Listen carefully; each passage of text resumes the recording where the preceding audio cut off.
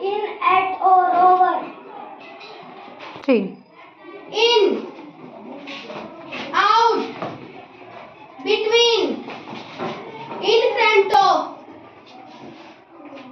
behind, under,